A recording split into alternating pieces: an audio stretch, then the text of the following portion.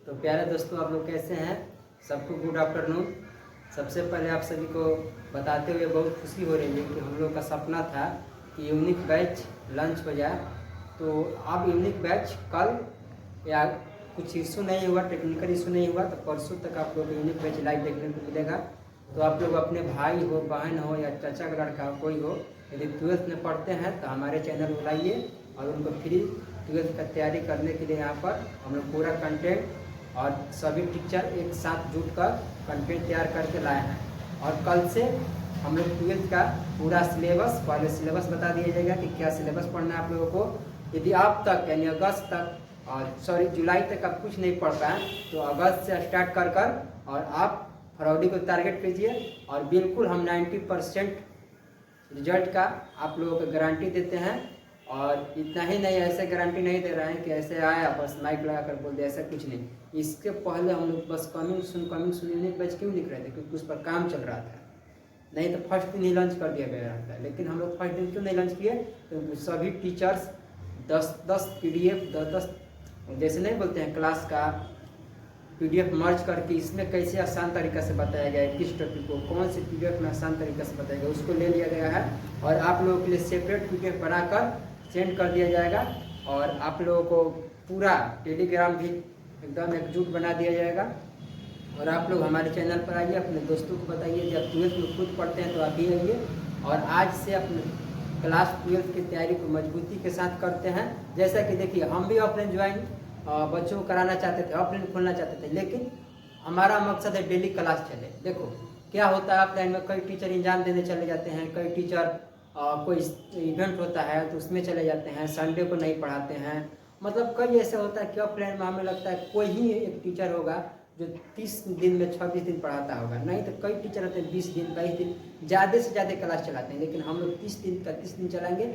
हम लोगों का भी संडे को छुट्टी रहेगा, हालांकि संडे को हम लोग आप लोगों के लिए कुछ न कुछ होमवर्क दे देंगे। ऐसा नहीं है कि ऑफलाइन के जैसे कि संडे को छुट्टी है तो कुछ नहीं, आप लोगों के लिए ऑनलाइन है। जैसा कि आप लोगों को पता है कि ऑनलाइन हम लोग कभी भी क्लास ले सकते हैं। अभी मानते हैं हमको सुबह में बुखार है तो शाम तक दवा लेकर ले सकते हैं, लेकिन सुबह में हमारा क्लास रहता है, ऑफलाइन में तो नहीं ले पाएंगे।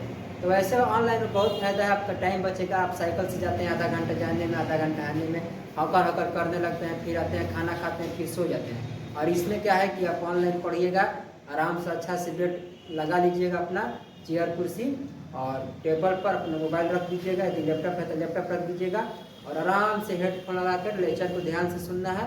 ना कोई थकाहट, नहीं धूप में जाना है, नहीं कुछ भी, हेल्थ का भी पूरा आपका ध्यान रहेगा। तो आइए आज का टॉपिक कंप्लीट करते हैं।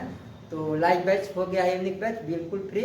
और यदि आप सगुन के रूप में कुछ देना चाहते हैं तो आपकी इच्छा है, नहीं तो हम आपसे रिक्वेस्ट और ये सब भी नहीं बोल रहे हैं कि नहीं हमको देवे कीजिए, 0 रुपये में आइए, पूरा लाभ उठाइए। आइए आज का टॉपिक देखते हैं जो कल हम बताए थे उसके आगे। देखो बच्चों, हमने टॉपिक को देखा, इसको एग्जाम में कैसे क्वेश्चन पूछा है, तो इस चिन्ह का प्रयोग नहीं पूछा, इसीलिए हम एग्जाम के अनुसार, एग्जामिनर के अनुसार हम भी चल रहे हैं। बस पूछा क्या था, वैसे पूछा था कि इसमें त्रुटिबोधक चिन्ह कौन है, तो त्रुटिबोधक ये है। ऐसे ही पूछा था कि इसमें कोष्टक का चिन्ह कौन है, और इसमें से 4 ऑप्शन दे दिया था।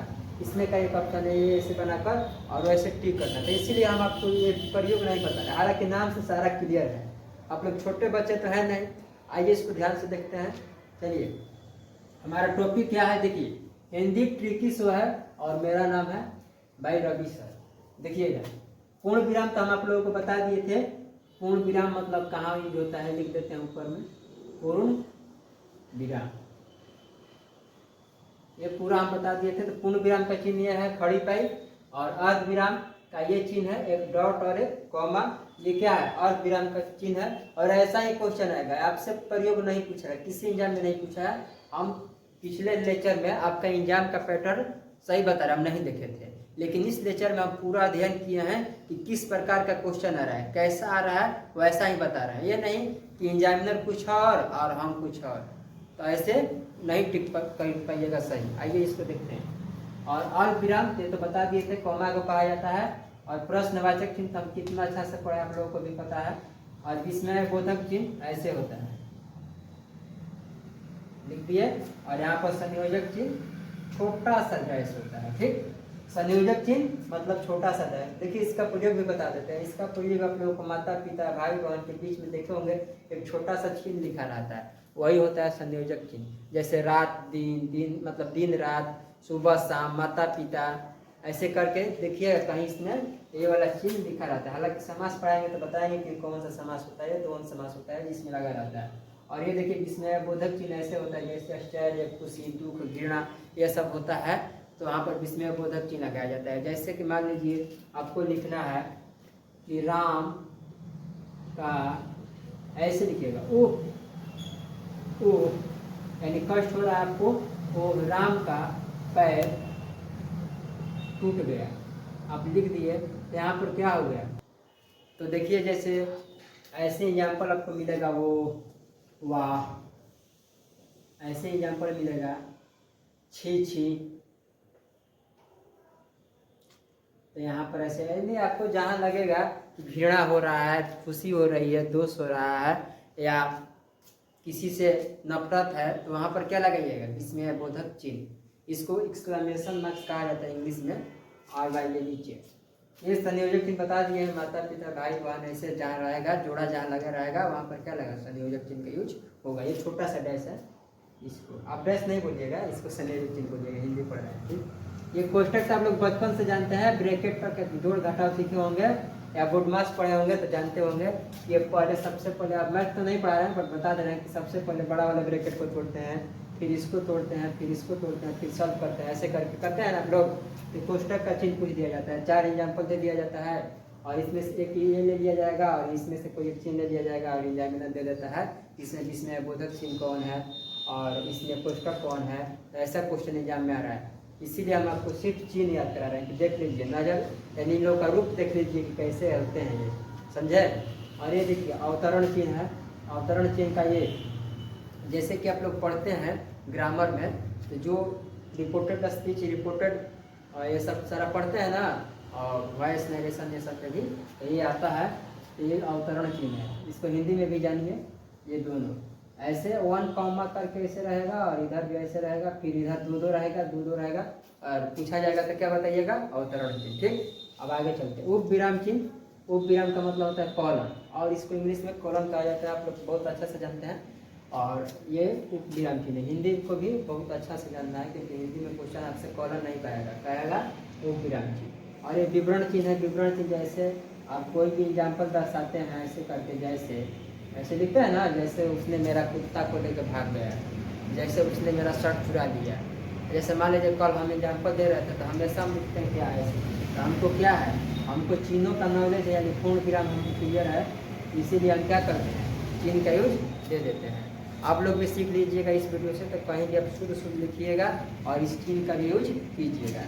इसीलिए तो हम पहले विराम चिन्ह पढ़ा रहे हैं, नहीं तो हमारे लिए संधि, समास और बहुत सारा टॉपिक है, जैसे संज्ञा सर्वनाम, संज्ञा तो पढ़ा दी है, संज्ञा सर्वनाम विशेषण कारक, बहुत टॉपिक बचा हुआ है। लेकिन हमने सबसे पहले इसको क्यों चुना, क्योंकि आपको पहले अच्छा से लिखने आना चाहिए और चिन्हों का ज्ञान होना चाहिए, क्योंकि हम ऐसा ऐसा चिन्ह देंगे तो आप लोग फिर पूछने लगे कि सर ये क्या है, तो फिर हमको बताने में दिक्कत होगा या फिर उस लेक्चर में इस टॉपिक का बात करेंगे। इसीलिए हम पहले सोचे कि ये टॉपिक कंप्लीट करा देते हैं। चैनल को सब्सक्राइब कर लिया है, यदि न्यू है तो कर लीजिए और लाइक करिए इसी बात पर। लोप चिन्ह, देखिए लोप चिन्ह कोई भी चीज़ लिखा जाता है, जैसे हम मान लीजिए लिखते हैं यहाँ पर,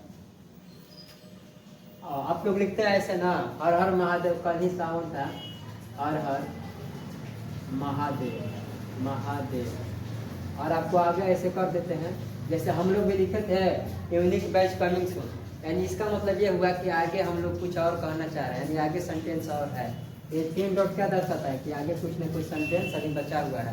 हम लोग यूनिक बैच कमिंग सून लिखे थे, तो सून के बाद देखिएगा ऐसे लिखे, कल हम पोस्ट डाले थे तो हर हर महादेव लिखे थे, तो ऐसे दर्शाए, इसका मतलब ये कि सेंटेंस अभी आगे है, समझे।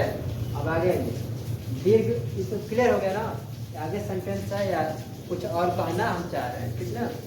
अरे देखिए दीर्घ उच्चारण चिन्ह, दीर्घ उच्चारण चिन्ह ऐसे रहता है, और आप लोगों को ये कहीं दिख जाएगा, हालांकि उतना इसको सभी लोग नहीं जानते, एग्जामिनर ये क्वेश्चन नहीं देता, बस देख लीजिए कि दीर्घ उच्चारण चिन्ह ऐसा होता है। और त्रुटि बोधक चिन्ह, यहाँ पर कोई भी चीज़ त्रुटि होता है तो आप लोग ऐसे नहीं कर देते हैं, जैसे मान लीजिए यहाँ पर हर हर महादेव दिख रहा है और हमको हर हर गलती हो गया है, तो यहाँ पर आप लोग ऐसे करके ऐसे ऊपर में लिख देता है ना कॉपी में। जैसे कोई एग्जाम्पल पूछ गया, जैसे हम बोलना चाहते हैं मेरे देश के महान नेता, तो महान छूट गया, सीधे लिख दिया मेरे देश के महान। तो ऐसे कॉपी में जगह थोड़ा नहीं रहता है, तो दूसरे लाइन में ऐसे करके लिख देते हैं, ऐसे नहीं लिखिएगा। कैसे लिखिए इतना तक देख लीजिए, एक बार और भी बता देते हैं कि क्या क्या था। उसके बाद हम आगे वाली टीम को भी लिखेंगे और पूरा कंप्लीट चैप्टर को कर देंगे इसीलिए। चलिए, पूर्ण विराम मतलब खड़ी का ही अनिवार्य से पूरा रहेगा। तो अर्ध विराम बता रखे हैं किसे कहते हैं, ऐसा क्यों रहेगा। अर्ध विराम कॉमा प्रश्न, प्रश्नवाचक चिन्ह, विस्मय बोधक चिन्ह, एक्सप्लेनेशन में संयोजक चिन्ह, एक दो जोड़ों को जोड़ने के लिए कोष्ठक, ये तीनों कोष्ठक देख लीजिए। ये हम आप लोगों को बताते थे, मार्कर से कर दिए हैं, ऐसे रहता है। अवतरण चिन्ह ऐसा 2 कॉमा, फिर इधर 2 कॉमा, और ये और उप विराम चिन्ह 2 कॉलम, और ये आपका विवरण चिन्ह है जैसे मैं एग्जाम्पल दर्शाने के लिए किया जाता है इसका। और ये लोक चिन्ह का ये दीर्घ और प्लस दीर्घ उच्चारण चिन्ह ऐसे होता है, और त्रुटि बोधक चिन्ह ऐसे। तो आइए जो छेद चिन्ह और बच गए हैं उनको हम लिख सकते हैं, और आप भी लिख लीजिएगा, इसको लिख सकते हैं, ले लीजिए और आगे हम बढ़ते हैं। चलिए आगे कल चिन्ह कुछ लिखते हैं, आप लोग मेरे साथ लिखते रहिए। और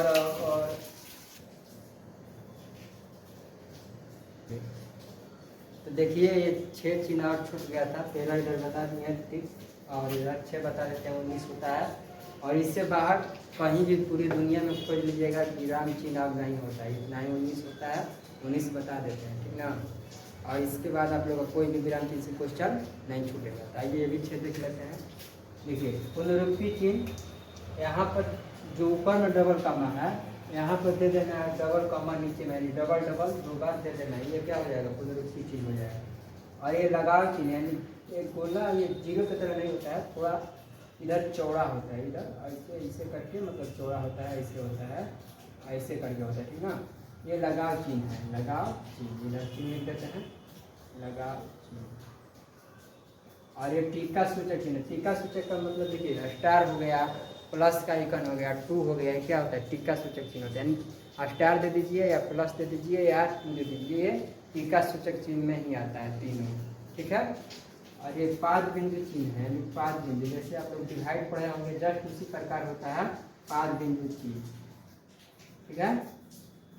पाद बिंदु चिन्ह जैसे आप लोग डिवाइड पढ़े हैं ना मैथ में, वैसे करके ये पाद बिंदु चिन्ह होता है। तुल्यता सूचक चिन्ह, तुल्यता सूचक इसको आप बराबर भी लिख सकते हैं, आप लोग को समझने के लिए हम लिखा यहाँ पर लिख देते हैं बराबर। आप लोग बराबर का चिन्ह ऐसे देते हैं ना मैथ में, जैसे 5 बराबर, ऐसे मान लीजिए 5 बराबर 10 माइनस 5, यहाँ पर हल कीजिएगा तो 5 ही आएगा। तो यहाँ पर तुल्यता सूचक चिन्ह यानी बराबर का चिन्ह ठीक। और इसको तो बता दिए जैसे डिवाइड होता है वो भी पाद बिंदु जैसा चिन्ह, समझे। और ये सारा चिन्ह किससे लिया गया पता है आप लोगों को, ये सारा चिन्ह इंग्लिश से लिया गया है। बस एक इम्पोर्टेंट क्वेश्चन बनता है इसमें, आपको बता देते हैं, हालांकि उसको नोट में भी लिख पाएंगे। एक ऐसा चिन्ह बताइए जो हिंदी से लिया गया है, एक ऐसा चिन्ह बताइए जो हिंदी से लिया गया है, तो वो आपका होता है फर्स्ट यानी पूर्ण विराम चिन्ह। पूर्ण विराम चिन्ह एक ऐसा चिन्ह है जो हिंदी से लिया गया है, बाकी ये सारा इंग्लिश का, आप लोग को भी पता है ये सबका इंग्लिश, जैसे इसका कोलन, इसका एक्सप्लेनेशन लिखे थे, यानी हर एक पुस्तक यानी हर एक चिन्ह का आप लोगों को इंग्लिश पता है। तो ये पूरा क्या होता है इंग्लिश से लिया गया है और इसको हिंदी में, लेकिन एक जो हम पूर्ण विराम चिन्ह बताए हैं वो सिर्फ हिंदी का है, उसको हिंदी से इंग्लिश में लिया गया है ठीक है। वो हमेशा पूछता है क्वेश्चन कि ऐसा कौन सा चिन्ह है जिसको इंग्लिश में हिंदी से लिया गया है, तो पूर्ण विराम चिन्ह हो जाएगा। उसको नोट में लिख लीजिएगा, हम भी लिख पाएंगे। तो आइए इसको 5 जगह पढ़ा दिए, तुल्यता सूचक यानी बराबर और एक समाप्ति सूचक जहाँ समाप्त हो जाता है। देखिए आप लोग कोई भी टॉपिक समाप्त हो जाता है तो ऐसे करके और ऐसे करके ऐसे कर देते हैं कॉपी के नीचे ना, ऐसे कर देते हैं, इधर ऐसे ऐसे कर देते हैं ना। ये आप लोग डिजाइन नहीं बनाते हैं, वास्तव में आप तुल्यता सूचक समाप्ति सूचक चिन्ह आप देते हैं, क्योंकि हमारा टॉपिक समाप्त हो गया, समझे। यहाँ पर देखिए क्या है समाप्ति सूचक चिन्ह है। समाप्ति सूचक चिन्ह आप लोग हमेशा कॉपी जब कोई भी टॉपिक खत्म होता है तो ऐसे करके ऐसे कर देते हैं, या आगे भी कॉपी होता है तो ऐसे कर देते हैं, ऐसे करते जाते हैं। तब डिजाइन नहीं बनाते, क्या देते हैं समाप्ति सूचक चिन्ह देते हैं। क्यों? क्योंकि आपका कोई भी टॉपिक पढ़ रहे हैं तो समाप्त हो गया। आई होप इस टॉपिक को समझे होंगे। उस क्वेश्चन को लिखवा देते हैं जिसको हमेशा हर एग्जाम पूछता है, और आगे बढ़ते हैं। इसके बाद चलिए इसको देख लीजिए, स्क्रीनशॉट लेना है ले लीजिए। पूरा चिन्ह हम पढ़ा दिया आप लोगों को, विराम चिन्ह का। इस बोर्ड को साफ कर दिया क्योंकि इम्पोर्टेंट नोट लिखवाना है तो उसको लिख लीजिए। एक ऐसा नोट लिखे, नोट ऐसे करके नोट, और ये बताइएगा कमेंट बॉक्स में कौन सा चिन्ह हम दिए हैं, ठीक? तो हम समझेंगे कि आप लोग विराम चिन्ह को पूरी अच्छी तरह से पढ़ लेंगे। आइए हम एक नोट लिखवाना है, लिखवा देते हैं। एक ऐसा चिन्ह, एकमात्र ऐसा चिन्ह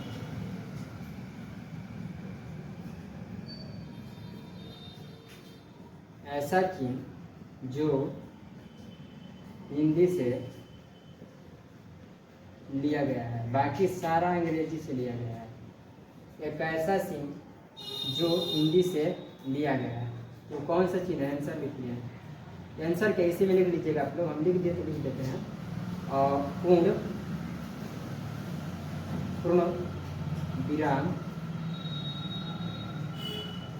चिन्ह, ये नोट याद रखिएगा। एक ऐसा एकमात्र ऐसा चिन्ह है पूर्ण विराम जो हिंदी से लिया गया। बाकी जितना आप लोग को चिन्ह बताया वो पूरा इंग्लिश से लिया गया था और हम हिंदी में पढ़ा रहे थे। तो आई होप आप लोग इस लेक्चर को अच्छे से समझे होंगे, और अपने दोस्तों को बता दीजिए कि कल यानी 6 अगस्त को यूनिक बैच बिल्कुल फ्री लॉन्च हो गया है।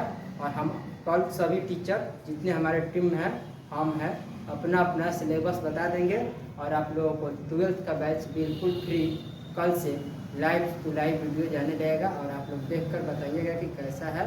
और जैसा कि आप लोगों को पता है कि ऑफलाइन में हम सारा कुछ बता दिए कि कितना कंडीशन ख़राब हो चुका है, इसीलिए हम लोगों ने ऑनलाइन कोचिंग समझिए या हम लोग ऑनलाइन पढ़ाने का प्रयास किया है।